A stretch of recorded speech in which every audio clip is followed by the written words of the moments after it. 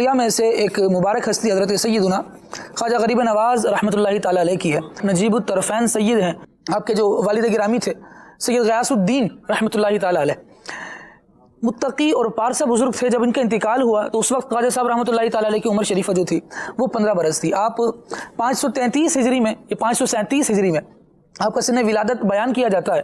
آپ رحمۃ اللہ تعالیٰ علیہ اپنی والدہ محترمہ کی آغوش میں رہے، 15 سال تک تو والد گرامی بھی ساتھ تھے۔ تو ایک اچھا جو بنیاد ہوتی ہے نا اولاد کی، اچھے اخلاق والی، عمدہ اوصاف والی، وہ ڈیولپ ہو چکی تھی۔ جب آپ رحمۃ اللہ تعالیٰ علیہ کے والد گرامی اس دار فانی سے کوچ کر گئے تو وراثت میں آپ کو ایک باغ ملا اور ایک پنچکی ملی۔ اس باغ کی رکھوالی آپ خود کیا کرتے، اس میں کاشت، اس میں فصلوں کو دیکھنا، یہ سب آپ ہی کا کام ہوا کرتا تھا، آپ نے اپنے ذمہ پر لیا ہوا تھا۔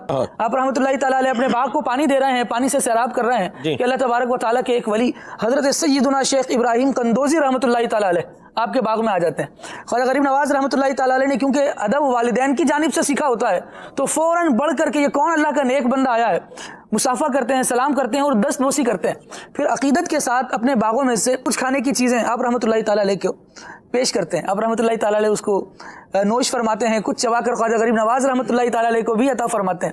لیکن اس کی برکت کیا ہوتی ہے کہ ایک تو یہ ادب، اور دوسرا جو بندہ بزرگوں کے ساتھ اس اخلاق کے ساتھ پیش آتا ہے نا، تو بزرگ تو ایسے کرم فرمانے والے ہوتے ہیں کہ وہ کسی کے احسان کا بدلہ دیے بغیر نہیں رہتے۔ اس تبرک کی برکت سے خواجہ غریب نواز رحمۃ اللہ تعالیٰ علیہ بیان فرماتے ہیں، اور اس کو خواجہ بختیار کاکی رحمۃ اللہ تعالیٰ علیہ نے دلیل العارفین میں بھی بیان فرمایا کہ خواجہ صاحب نے فرمایا کہ جب میں نے ان کا تبرک کھایا ہے تو وہ حلق سے اترتے ہی میرے دل کی دنیا بدل گئی تھی۔ اللہ تبارک و تعالیٰ کی معرفت کی طرف ایک ذوق بنا، اللہ تبارک و تعالیٰ کی عبادت کی طرف مزید شوق بڑھا۔